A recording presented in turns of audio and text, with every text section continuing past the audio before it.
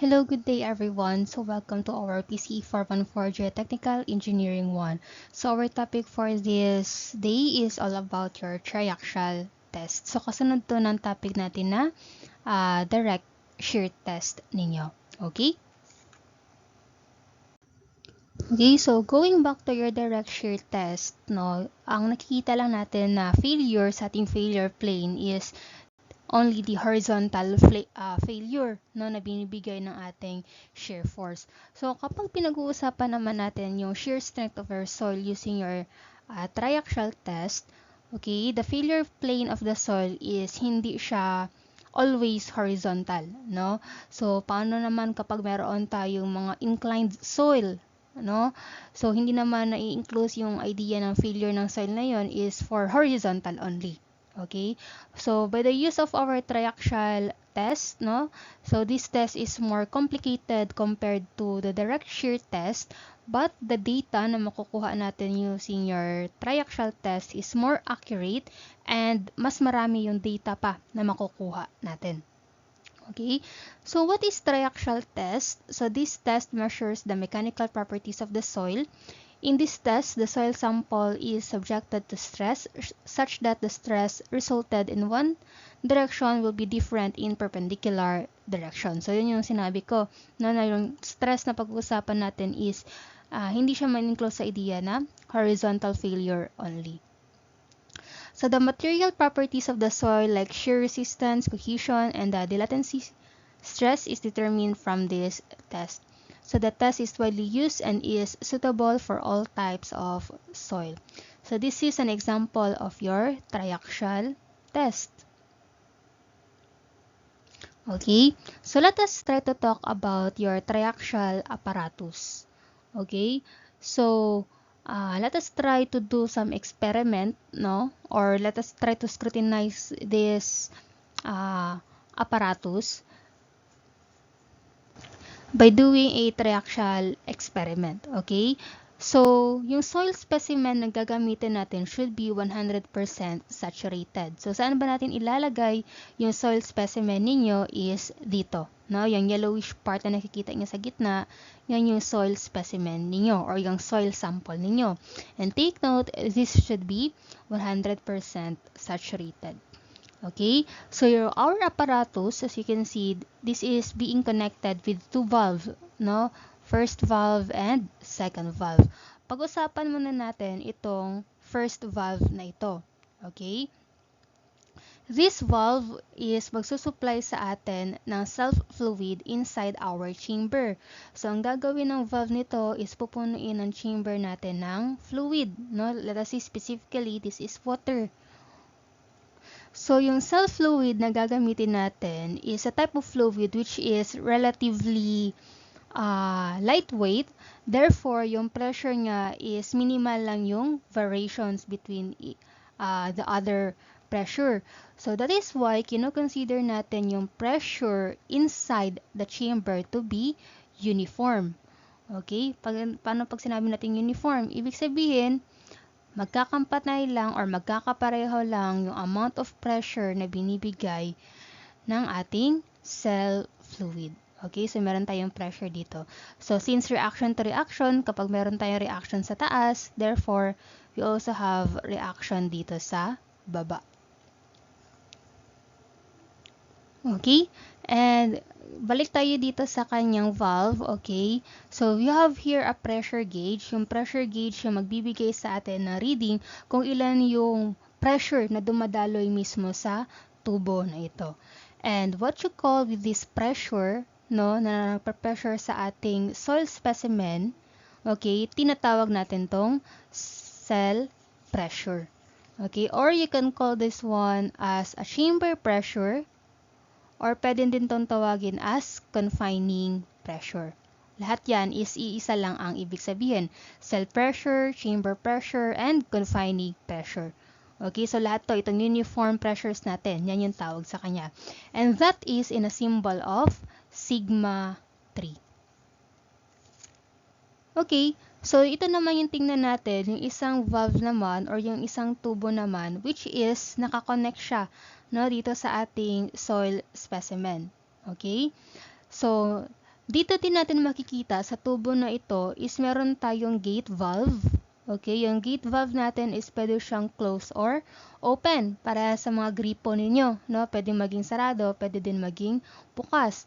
And yung nature natin dito or the type of test will depends if our valve is closed or open. Okay? So since we have here a valve that is being connected to your soil specimen, ibig sabihin, no, meron din tayo ditong pressure gauge. Yung pressure gauge natin dito is babasahin din or this will be the measurement of the pressure na dumadaan dito sa valve na to or sa tubo na yan. Okay? So since our soil is saturated, okay, and kapag meron siyang pressure na tumutulak sa kanya from the chamber, no, kino-compress siya, so ibig sabihin pwedeng ma-drain yung tubig dito. So ano yung pressure na lumalabas dito sa tube na to? Yes, that is correct. No, that is your pore pressure measurement or that is your pore water pressure. So alam natin that the symbol of your pore water pressure is PW. Okay, so alam na natin yung about sa dalawang tube dito sa baba. Okay, so pag-usapan naman natin itong nasa taas. So you have here your loading piston which can be, actually dapat meron din ditong gauge pressure, no? I mean pressure gauge para may reading din dapat dito. So nakikita ninyo sa taas merong load na nakalagay dyan. Okay?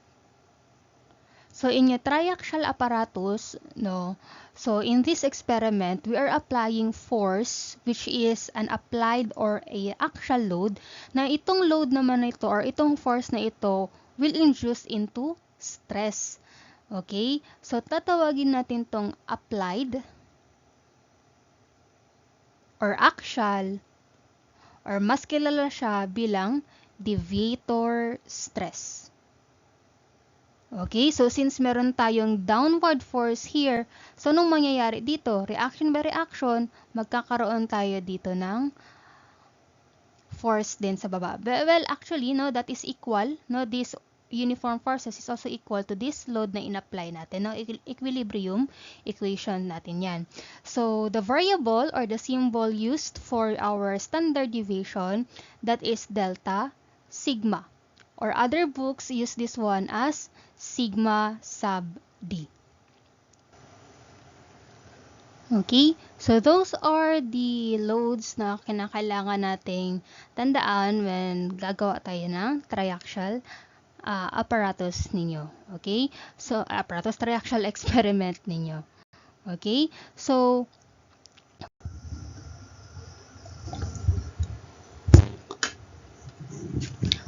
in triaxial test, we have three categories or three types of tests. You have your undrained, unconsolidated test. Number 2, you have your consolidated drain test. And number 3 is that you have your consolidated undrained test. Okay? So this is types. And we also have two phases pag pinag-uusapan natin yung triaxial test ninyo. First phase of that is about consolidation. Okay, and second phase of that is pag-uusapan natin yung shear phase. Okay, so for example, gagawa tayo ng experiment, no? Alam naman natin na yung first step natin dito is that your soil should be saturated. Okay? Next step is, i-fill natin yung chamber natin ng cell fluid. Okay? At yung cell fluid na yan will induce stress sa lahat ng surroundings ng soil natin. Okay? So, kung kukuha tayo dito ng soil specimen sample natin, no, kukunin ko yan, isolate natin, no, kuha tayo ng small part, tapos isolate natin. Yung soil sample natin, no, ano ba yung, alin lang ba dito yung nakaka-feel ng stresses? Yes, that is correct, no? Tama yun. No, parang narinig ko kayo. So, tama yung sinabi ninyo na kapag pinasukan natin na cell fluid yung inyong chamber, di ba mag-aakto as a uniform pressure since the cell fluid is light, therefore the pressure variation is minimal. No? Lahat dito is mag-a-apply and because of reaction to reaction, meron din dito. So, there are uniform pressure. So, ibig sabihin, your soil field stresses in all direction. This is sigma 3, sigma 3, sigma 3, and sigma 3. Okay? And let us try to represent your cell pressure or your confining pressure into a Mohr circle. Diba? Kilala nyo na sino yung Mohr circle? Parang ginamit na rin natin yun siya sa direct shear test ninyo. Okay? As well as sa strength of materials ninyo. Okay? So, we know that the horizontal axis is your normal stress. Your vertical axis is your shear stress. So, sabihin natin you have sigma 3. O, ito. From the origin, sabihin natin nandito ang sigma 3. Makakabuo na ba kayo ng Mohr circle if ito lang yung data ninyo? The answer is no. Now, we know that in order for us to make a diameter or to make a circle is that we need 2 points. No? 2 points can make a diameter. So, dito, wala pa tayong Mohr circle kasi meron pa lang tayong iisang point pa lang. Okay? So, ibig sabihin, phase 1 or your consolidation will not give us or will not create a Mohr circle. Ibig sabihin, dito na tayo papasok sa phase 2. Okay? Where, no, itong chamber pressure natin is dagdagan pa natin ng inyong, ano tawag dito? Deviator stress. Okay? So, sa phase 2, where this is your shear phase, ibig sabihin, pinapayagan na natin na masira yung inyong soil. No? Pwede na itong mag-crack. No?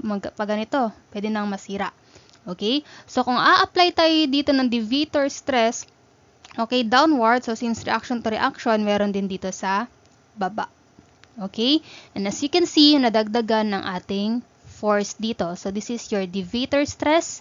Sa taas, meron din tayong deviator stress.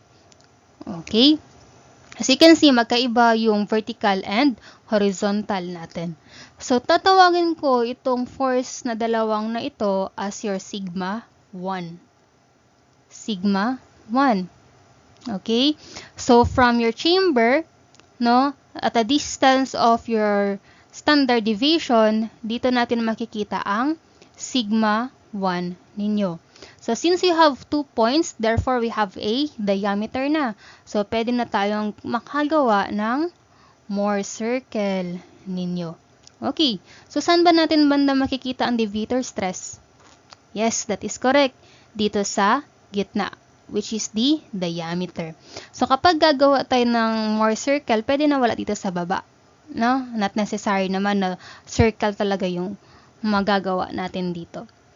Okay? So, ganun lang. No? I want you to understand that there are 2 phases sa triaxial test natin where your phase 1 is all about the consolidation, which is kilala nyo na from our topic settlement, and phase 2 is shear phase. Therefore, phase 1 will not create a Mohr circle, no? And phase 2 will be your shear phase where sinisira na natin yung soil ninyo, or we are allowing the soil to be broken. Okay? So, I want na ma-emphasize natin ng mas maayos kung ano ba yung different phases natin. No, sige. Pag-usapan muna natin yung phase 1. Okay? So, phase 1, where yan yung consolidation phase natin. Okay? Diba, pag sinabi nating consolidation, no, going back to our settlement, no, consolidation is the expulsion of water sa soil natin. No?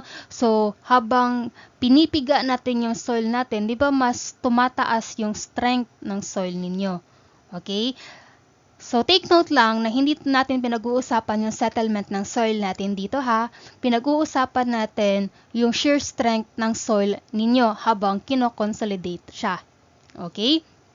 So, going back to your phase 1, where this is your consolidation phase, so sabihin natin meron tayo ditong dalawang container. Okay? Itong dalawang container na ito is may lamang saturated sand. Okay? So, sabihin na lang natin, first container natin is closed. Okay? And second container natin is open. So, sabihin natin open, second container allow drainage, no? So, sabihin na lang natin dito is may porous stone. So, kahit open yan, hindi makakalabas yung soil, tubig lang, no? Yung makakalabas. Okay. So, since yung soil naman yung ating, ano ba yan?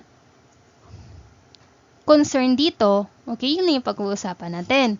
Okay, so, again, each container has a saturated soil. So, for example, a-applyan natin to ng axial load, yung container ninyo. So, anong mangyayari sa first container where your container is closed? No? Magbabago ba yung volume niya? No. No? Volume will not change.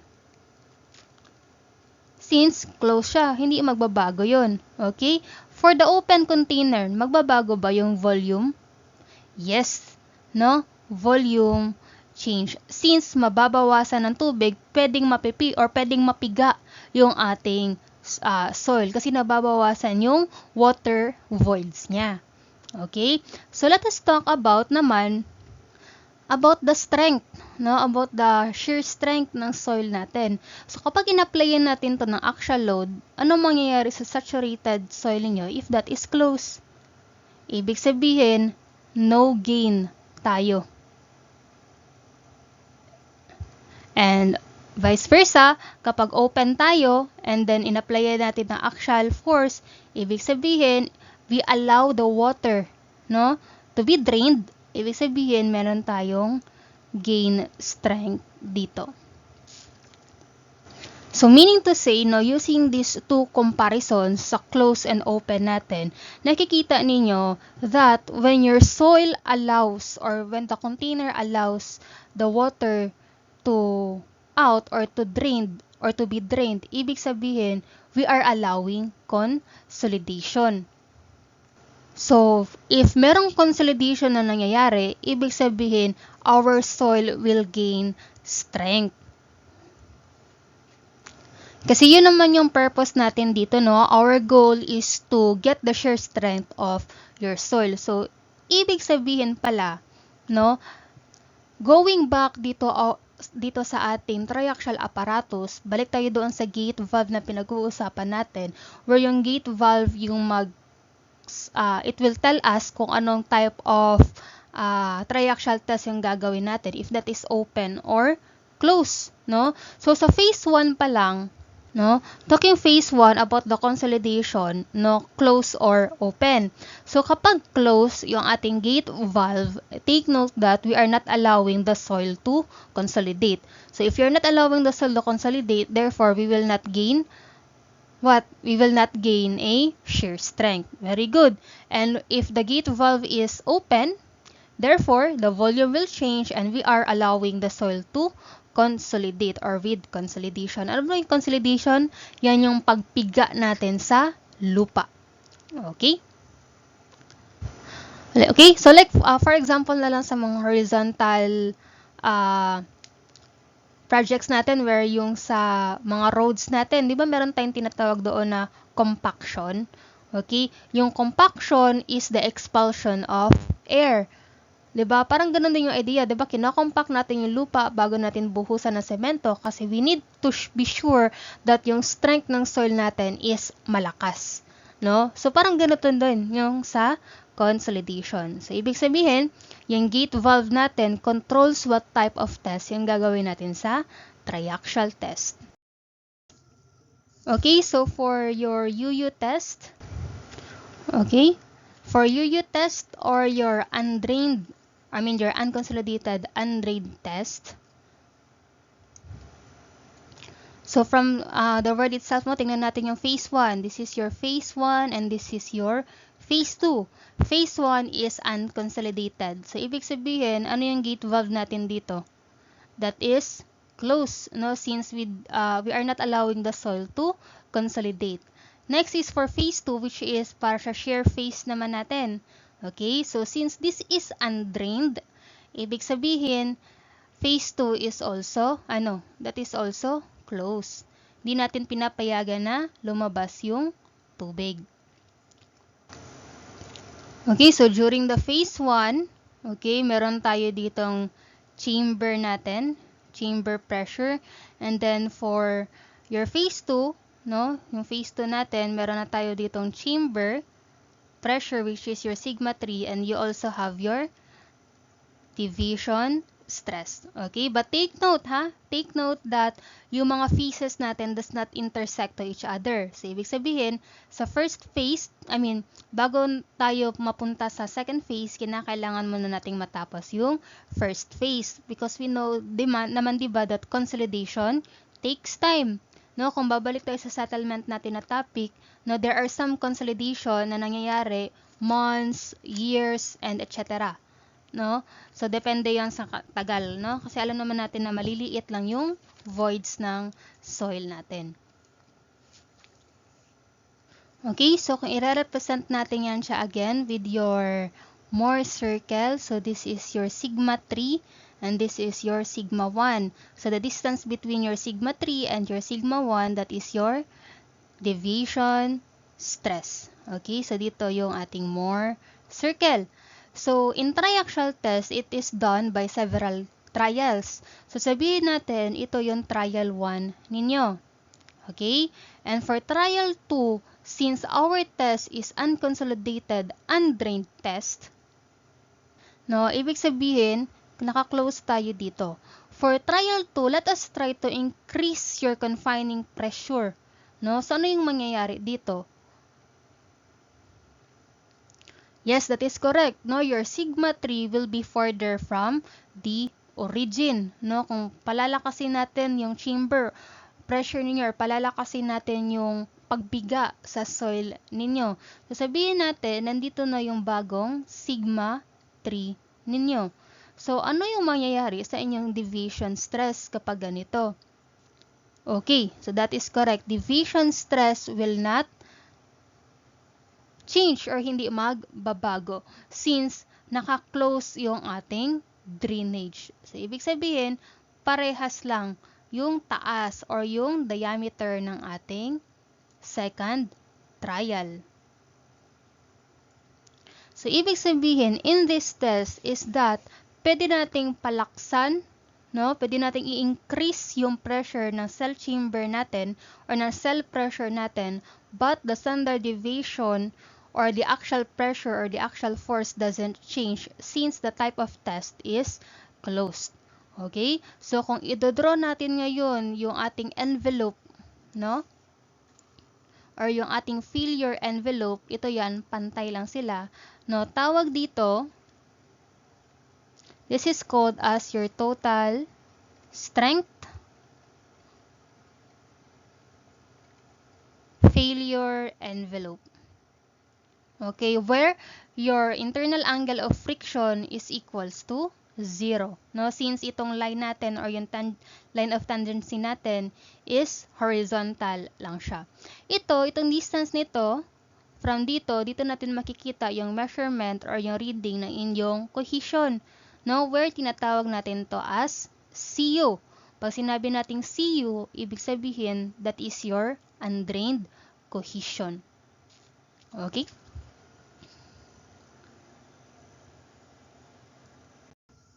Okay, so let us try this problem. So an unconsolidated undrained test was conducted on a saturated clay. The cell pressure was 200 kPa and the failure occurred under the deviator stress of 220 kPa. So find the following, which is the angle of shear and resistance, the maximal principal stress at failure, and the undrained shear stress. So this is the example of your Mohr circle. Okay, where your sigma 3 is equivalent to 200. Your standard deviation is 220. So, ilan yung total value ng ating sigma 1? No, from the origin, papunta dito, therefore that is equivalent to how much? 420 kilopascal. So, if the diameter of our Mohr circle, okay, the diameter of our Mohr circle is 220, ilan ang radius? Yes, that is correct. That is 110 kPa. This is also radius, so this is 110 kPa. Okay? First is tinatanong ang angle of shearing resistance. So that is your internal angle of friction, no? Since that is 0. So, matik na, no? Kapag ang tinatanong or if the test is UU test or unconsolidated undrained test, your angle of friction is equals to 0. Next is, what is the maximum principal stress at failure? Pag sinabi natin maximum principal stress, that is the maximum value of your normal stress. So, saan natin yan makikita? Sa horizontal axis ninyo. No? And that is equivalent to the sum of your chamber stress or your chamber pressure plus your plus your deviation stress. Sorry for that. And that is equivalent to 420. So next is the undrained shear strength. Di ba yung undrained shear strength natin or yung shear stress ninyo is the y-axis. So lahat ng vertical, no, lahat ng pa-vertical natin dito na value is for the shear. So since undrained shear stress tayo or undrained shear strength tayo, so nakikita nyo ba kung ano yung ating radius, no, since meron tayong point of tangency dito, no, at the center, dyan. So kung ano yung value na radius natin, yun din for your shear strength. And that is equivalent to 110 kilopascal. So let us talk about your consolidated drain test, okay, where this is your CD test, no? Add ko na lang pala, no, yung UU test natin is also called as your quick test since madali lang yung test na yon. Yung consolidated drain test naman natin is tatawagin nating slow test, okay? So since nabasa ninyo phase 1 and phase 2, okay, so phase 1 natin, we are allowing the soil to gain strength, no, since meron tayong consolidation or may mangyayaring consolidation. And number 2, meron tayong drained dito. Ibig sabihin, no, the more natin na pinipiga yung soil, the more na lumalakas tayo. So, the more natin na pinipiga yung soil, the more na nako-consolidate siya, no? So, kapag ina-applyan pa natin to ng higher value of your cell pressure, anong nangyayari? Mas lumalaki din yung cell pressure natin. So, ibig sabihin, ganito na yung magiging itsura ng ating Mohr circle. Okay? From this line, no, point of tangency natin, from the center of your Mohr circle, drag natin, di ba that is the radius ng ating circles. Okay? So, dito, since nakikita ninyo, naka-incline na yung failure envelope natin, no, ibig sabihin, meron na tayo ditong internal angle of friction. And take note, okay, itong internal angle of friction na ito is tatawagin nating phi prime, or that is your internal angle of friction for drain. Okay? At itong failure plane na ito is tatawagin natin tong effective strength of failure plane. Okay? So, ibig sabihin, no, this test is also called as your effective stress test. Okay? So, dito meron tayo ulit ditong cohesion. But take note, tatawagin natin tong C prime. Okay? Or that is your C sub D, or that is your cohesion drained. Ma'am, paano po malaman if that is total or effective? Yes, that is a good question. Diba, during our previous topic, napag-usapan na natin yung total stress and effective stress. Ganito lang yung tandaan ninyo. If your valve is open, okay, Kasi yung valve kasi yung magko-control what type of test, no? So, kapag open tayo, more specifically, that is a drain test, no? And if that is closed, ibig sabihin, that is undrained test. So, ibig sabihin, kapag open, drain test, that is effective. Kapag closed, undrained test, that is a total stress. So, dito, gusto ko lang din ma-emphasize kung paano natin kukunin yung internal angle of friction. Okay? So, ito, connect ko lang to. At saka yan, meron tayong triangle na makukuha dito. Ito yung right angle. Diba this is radius, this is also radius for Mohr circle 2, this is also radius for Mohr circle 3. Okay? So, kung i-isolate natin yan, ganito yung magiging itsura niyan. This is your angle of internal friction. Diba the same lang yan sa angle dito. So, tanong ko ngayon, ano itong distance na ito? Is that R2? Diba ito yung R1, ito yung R2. R2 din ba to? No. No, that is the difference between your radius 2 and radius 1. Ito naman, paano natin makukuha yung hypotenuse? Ito. Itong distance na to. Yes, that is correct. No, that is the distance between the center of your Mohr circle 2 minus the center of Mohr circle 1. So, kung gusto natin kunin ang angle natin for internal angle of friction, madali na lang, no? So, katawa. So, that is sine phi. No, pwede din itong mangyari sa total. So, sine phi na lang yung ilalagay natin. R2 minus R1 over C2 minus C1. Para mas madali yung pag-solve natin mamaya.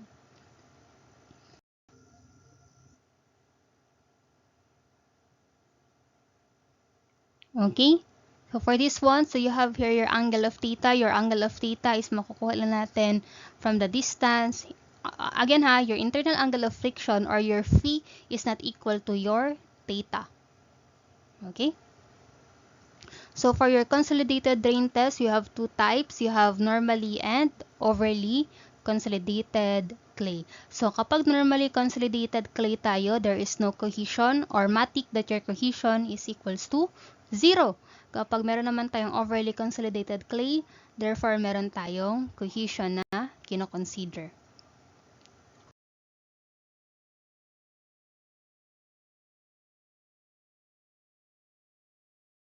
Okay, so for CT test example, so meron tayo dito. A consolidated soil was conducted on a normally consolidated sample with a chamber pressure of 100 kPa and the applied axial stress at failure of 200 kPa. Determine the angle of shearing resistance, determine the shear at failure. Okay, and letter C rather is determine the angle of inclination, and no, with respect to the measure principal planes, and letter D is to determine the maximum shear stress at failure angle of the plane which is act. Okay, dito muna tayo sa problem. Okay, this is CD test where your pore water pressure is equals to 0 since the gate valve is open. Okay, so meron ditong sinabi that this is a normally consolidated. Okay? So, kapag normally consolidated tayo, yung PC ninyo or yung inyong pre-consolidation is the largest maximum pressure na na-feel niya, no, over its life ng soil ninyo. No, kung babalik tayo sa settlement, di ba yung PC ninyo, isa yung nararamdaman ng soil ninyo na pinakamabigat na pressure. No? So, yung meron tayong formula na yung OCR is equals to PC over PO that is greater than 1. If that is greater than 1, that is overly consolidated. Tama ba? But if that is equal to 1, therefore, that is normal consolidated. Ano?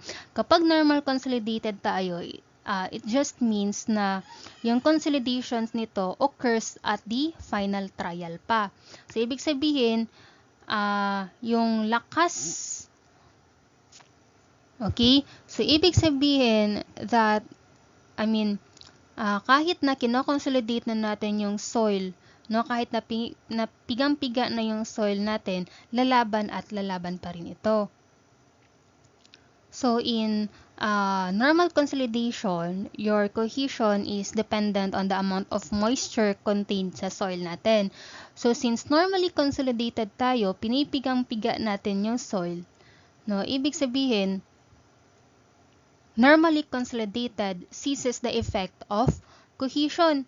So that is why cohesion is equals to 0, no? Kapag normally consolidated yung pinag-uusapan natin. So that is why sa mga sandcastle, kapag gumagawa kayo ng sandcastle sa dagat, napapansin niyo na kapag dry yung sand niyo, hindi kayo basta-basta makakagawa ng castle. No? It's because yung soil niyo walang cohesion. Okay? So for normally consolidated, no, for your CD test, soil cohesion is equals to 0. Okay? So, angle of shearing resistance. So, alam natin that your sigma 3 is equals to 100. Okay? And your failure plane or your axis stress, that is your standard deviation, binigay sa atin is 200, but alam natin that ang radius is 100. So, this is also 100. This is also 100. Okay?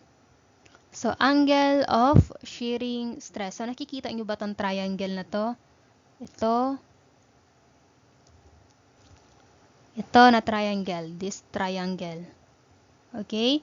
Where the 90 degrees is nandito. Sige, isolate ko na lang. Okay? So, ito yung triangle na yan. This is the 90 degrees. This is 100. This is your phi. So, this is 100 and 100. Okay, from your chamber and then your radius. So, kunin natin yung inyong phi, and that is sine of phi over 100, 200. So, what is your internal angle of friction? That is 30 degrees. Ganun lang. Easy. Now, letter B. For letter B is determine the shear stress at failure plane. So, shear stress tayo. Yung shear stress natin is your y-axis. This is your shear stress. So, at the failure plane, so if this is our failure plane, this is our failure plane. From the failure plane, point of tangency, baba tayo. Ito na yung ating, tama ba? Ito yung ating shear stress. Okay? If this is our shear stress, no, di ba alam natin this is 90 degrees? This is our shear stress. Okay? So, using trigon geometry, alam naman natin this is your internal angle of friction and this theta is 90 minus phi.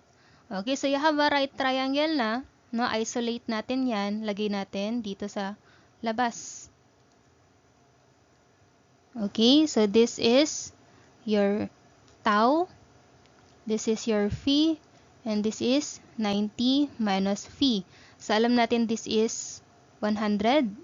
This is unknown. Okay?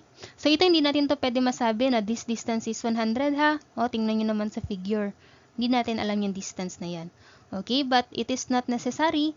It's because pwede naman na. Ito lang yung kailangan. Okay? So, I will use sign, no, using the SOHCAHTOA so that we will have opposite, no? This is opposite over hypotenuse. So, 90 minus the phi. Alam naman natin yung value ng phi ninyo, which is 30. So, that is sine 90 minus phi is equals to your shear stress over 100. Okay? So, how much is your shear stress? Is that equivalent to 86.6 kilopascal? Answer na agad yun. No, trigonometric lang. Okay, for letter C, is that determine or compute the angle of inclination of the failure plane with respect to the major principal planes. Okay, saan ba natin makikita yung major principal planes natin? Ito yun, yung x-axis ninyo. Okay, ano daw yung angle of inclination ng failure plane ninyo? So, if this is your major axis or major principal axis, at itong radius na ito yung magko-connect sa ating failure plane, Kasi di ba ito yung failure plane natin. So, hinahanap niya, from the major axis, kunin doon natin yung angle na magkoconnect sa failure plane ninyo. So, ibig sabihin, ano yung hinahanap natin? Anong angle yung hinahanap natin dito? Ito ba yun? Yan ba yun? Yes, and that is the angle. So, we have a derived formula for that, no? And that is theta is equals to 45 plus your phi over 2. So, that is equivalent to 45 plus 30 over 2, and that is equivalent to 60 degrees. Answer na agad yan. Okay, and for letter D is that determine the maximum shear stress at failure and the angle of plane on which it acts. So, hahanapin daw natin yung maximum shear stress ninyo. So, sabi natin, yung shear stress natin is the vertical side. So, kung nandito nag-i-intersect yung point of tangency natin, no? Or, this is your radius, no? Ito na yung height natin. So, pag nilagay ko pa to dito, radius pa rin ba to? Yung length niyan, radius pa rin ba to? Oh, di ba ito na yung pinaka-maximum na vertical distance natin? So, ibig sabihin, ito na rin ba yung maximum shear stress natin? Kasi vertical siya. Tama ba? Nagigets niyo yung point? So, ibig sabihin, tama ba na mag-conclude ako na yung radius natin is also equivalent to the maximum shear stress at failure, which is equivalent to how much? Yes, that is equivalent to 110 kilopascal. And that is our answer. Okay, another problem for your CD test, you have your minor principal stress and you have your major principal stress. So, yung minor principal stress natin, that is the minimum value of your sigma, no? So, if this is our diagram, di ba this is your sigma 3 and this is your sigma 1. So, sino dito yung minor principal stress?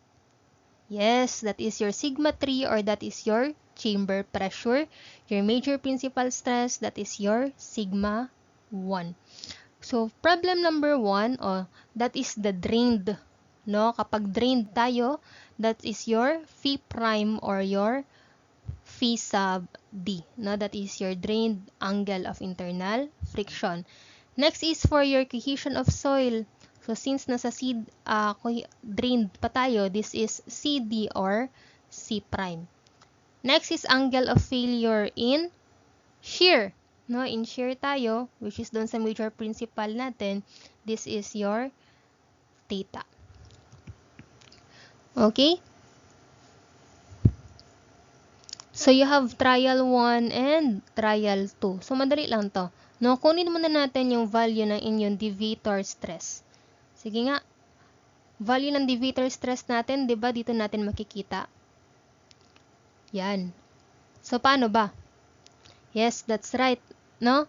That is the difference between your major principal stress and your cell pressure. So, 230 minus 50, that is 180. And 385 minus 100, so this is 285. So, kunin natin yung radius.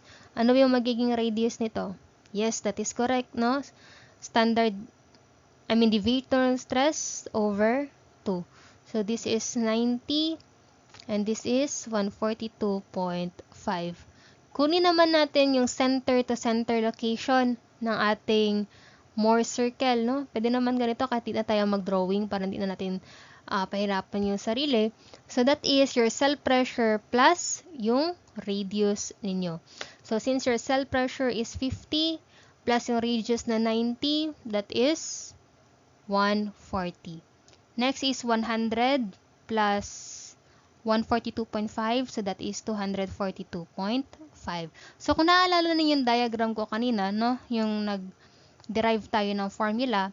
So, to get the internal angle of friction, that is just the difference between your radius 2 over your center 2 and center 1. So, hindi yan cohesion ha, center yan siya. So, that is sine phi is equals to 142.5 minus 90 over 242.5 minus 140. And that is equivalent to 30.81 degrees. That is the answer. So, paano kapag meron kayong trial 3, trial 4, and trial 5? Okay? Kung yung datas na ginamit nyo dito is for trial 3, trial 4, trial 5, okay lang naman. No? Parehas pa rin yun ng data na ibibigay.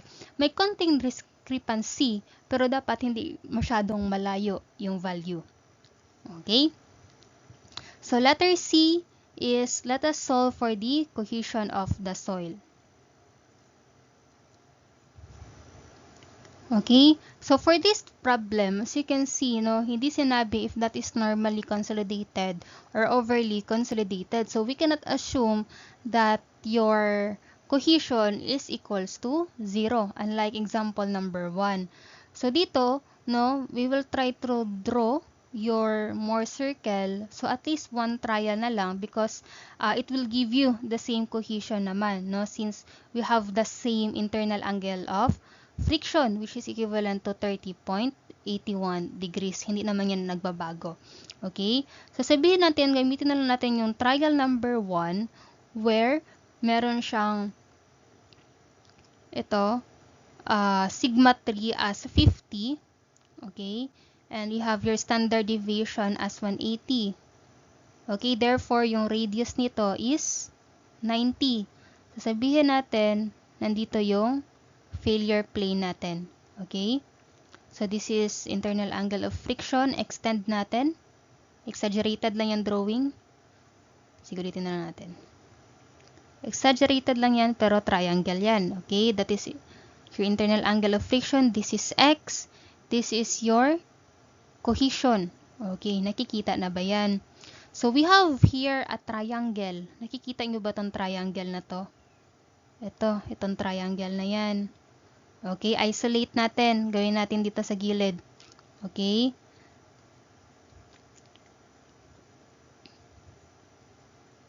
Paano ba? Yan na triangle. So, this is 90 degrees. This is 90. Ito yung internal angle of friction ninyo. Tama ba? So, this is the distance. Dito, hindi natin alam, We have two unknowns here. Unknown yung X, unknown din yung tama, may internal angle of friction na nga pala tayo. So, this is, for this distance, himay-himayin na lang natin. Nahati siya sa tatlo. Tama ba? Nahati sa tatlo. First distance, second distance, and third distance. But alam naman natin yung third distance nito is 90. This is 50, and this is X. Okay? So, dito X, dito 50, dito is 90. So, using SOHCAHTOA, gagamitin natin is sine, Kasi ito man yung hypotenuse, tama ba? So, that is sine internal angle of friction, 90 over X plus 50 plus 90. But, alam natin that yung value ng ating internal angle of friction is 30.81. So, ilan yung value nito? Yes, your X is equivalent to 35.714.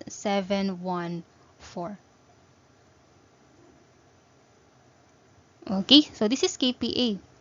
KPA.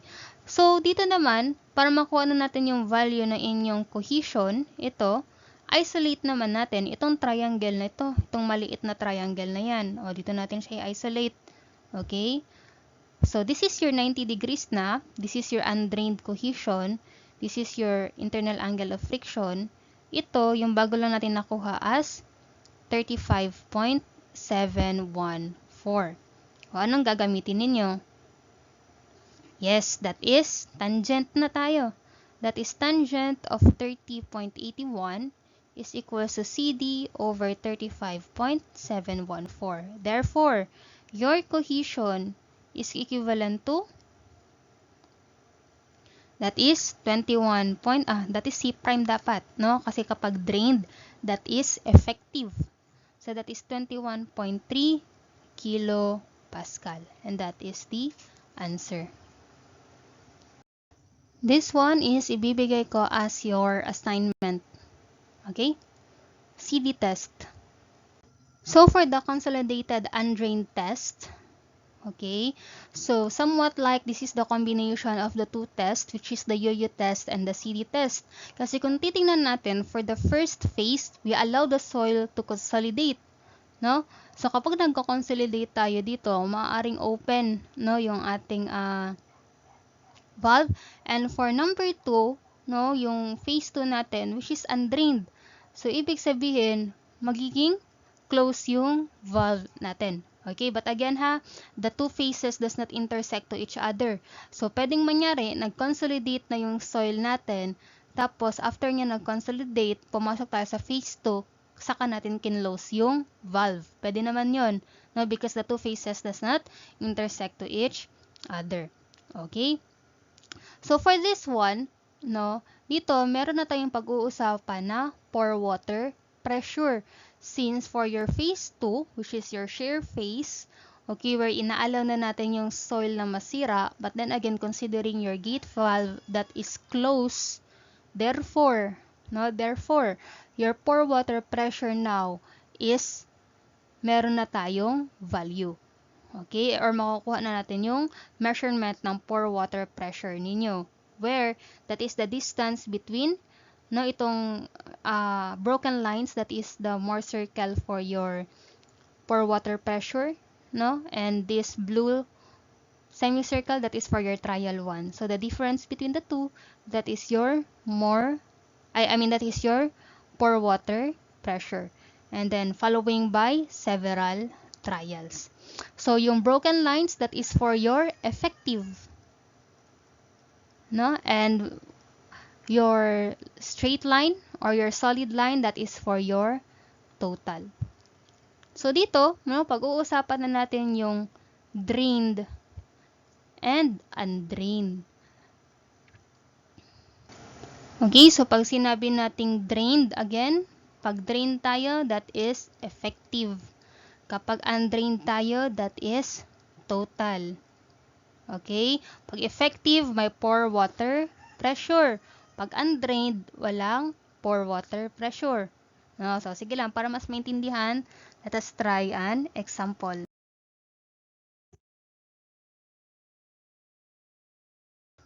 Okay, so for this problem, you have here your consolidated undrained soil. Test was conducted a normally consolidated sample with an effective cell pressure of 140 kilopascal. The sample failed when the deviator stress was 124 kilopascal and the pore water pressure in the sample is 75 kilopascal. So, determine the consolidated undrained friction of angle and determine the consolidated drained friction angle, no? So, sige. And next is for the cohesion. Okay. So, for this problem, okay, so for this problem, this is a normal consolidated where your cohesion is equals to 0. No? So, sabi ko sa inyo, kapag CU, meron tayo ditong effective and total. So, parehas lang, no, na 0 yung magiging cohesion natin. So, yung deviator stress naman natin, it will not change even if pag-usapan natin yung effective stress and total stress. So, dito, meron akong ginawang dalawang diagram. Okay? So, itong broken, no, this is for the effective. No, pani tayo malito. Or kung gamay nyo naman yung pag-solve, pwede nyo ng isang diagram na lang ito. No? So, para mas maintindihan ninyo, ibahin lang muna natin. So, this is for the total. First problem is, dito nyo, determine the consolidated undrained friction angle for the total stress and envelope. Pag sinabi nating undrained, ano yun? That is total. Ano tong sinulat ko? So, dito, napakasigurado ng problem kasi sinabi niya ng total, sinabi niya na pa na undrained. Kapag namali kayo, kasalanan nyo na yon. Ano ba yung spelling ko ng undrained? Yan. So, kapag undrained, that is total. So, hinahanap yung internal angle of friction ng undrained Mohr circle natin. Okay? So, meron tayong deviator stress as, ilan yon? 124 kilopascal. So, ano yung magiging chamber natin dito or ng sigma 3 natin? Yes, no, that would be the sum between your sigma 3 plus your pore water pressure. Okay, so that is 215. So, ito na triangle, project lang natin pababa para meron tayong triangle. Ito, ay erase na lang natin nga para hindi makalito. Ito. Basta alam niyo naman na yung principle nun, kaya in-erase ko na. So, dito yung 90 degrees natin. Alam naman natin yung radius natin dito is 62, no? Kasi 124 yung ating standard deviation. 62. Bakit standard deviation? Kanina pa to. Deviation stress. No, deviator stress. This is 215. O, this is your internal angle of friction. So, ano tayo dito? So, katoa. Yes, that is sine phi is equals to 62 over 215 plus 62. O, ilan ito? That is 12.93 degrees. And that is your answer. No? Kailangan nyo lang malaman sino si undrained at si drained. O, question number 2. Determine the consolidated drained friction angle for the effective strength envelope. O, yan na. Matik, ito na yun, no? Kasi effective, kasi drained pa talaga. O, sobrang daming clue na. So, this is 62, 62, 62, at ano yung chamber natin? Ano yung chamber pressure natin? Binigay pala. Effective cell pressure. O, ito binigay. Effective cell pressure. Okay, so that is 140. Therefore, no, that is sine of phi prime tayo kasi effective man, is equals to 62 over 140 plus 62. Therefore, your effective internal angle of friction is equivalent to 17.87 degrees Fahrenheit. Okay? So, letter C, problem. So, letter C, binigyan na tayo dito, if the cohesion is 12 kilopascal, what is the drained angle of internal friction of the soil possess? So, dito, dinidisregard na natin yung sinabi ng problem na normally consolidated siya. No? Kasi, binigyan niya na tayo ng condition where your cohesion has a value. So, dito, hahanapin naman natin yung internal angle of friction if meron tayong cohesion na value. So, drained man yung hinahanap. So ano yan? Is that, ano ba? Is that total or effective? Drain man. Yes, that is for effective.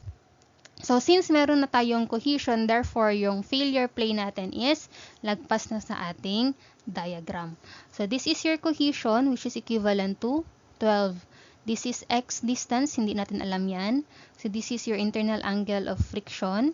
This is 140. Kalahati ng ating Mohr circle is 62. No? Kasi 124 man. 62. So, anong kunin natin dapat dito para makuha natin yung angle? Ano yung kinakailangan nating makuha? Wala, no? Kasi you have two unknowns talaga. So, magre-ratio and proportion na lang siguro tayo. Pwede ba? Or, kunin muna natin to. Isolate natin tong maliit na triangle na ito. Itong triangle na to. Triangle 1. So, using your triangle 1, ito yung itsura. You have x, then may 12, and internal angle of friction. No? Yung data na makukuha natin dito is tangent phi. This should be phi prime. No? Since effective man to, phi prime is equals to 12 over x. This is our equation number 1. The bigger triangle, where this is your 90 degrees, no? Isolate natin ulit. Okay, 90 degrees. So, this is your internal angle of friction. X plus 140 plus 62. So, this is 62.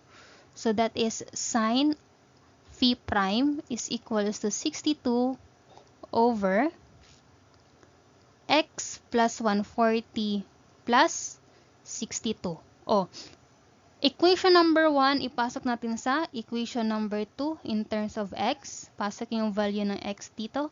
And I think makukuha na natin yung ating phi prime or yung effective internal angle of friction natin. Okay? And that would result to 14.44 degrees Celsius. And I will give this one as your assignment also. Okay, so this problem is for your CU test. Okay, so write it in a piece of paper. So I think this ends our discussion for our triaxial test. So thank you everyone and God bless.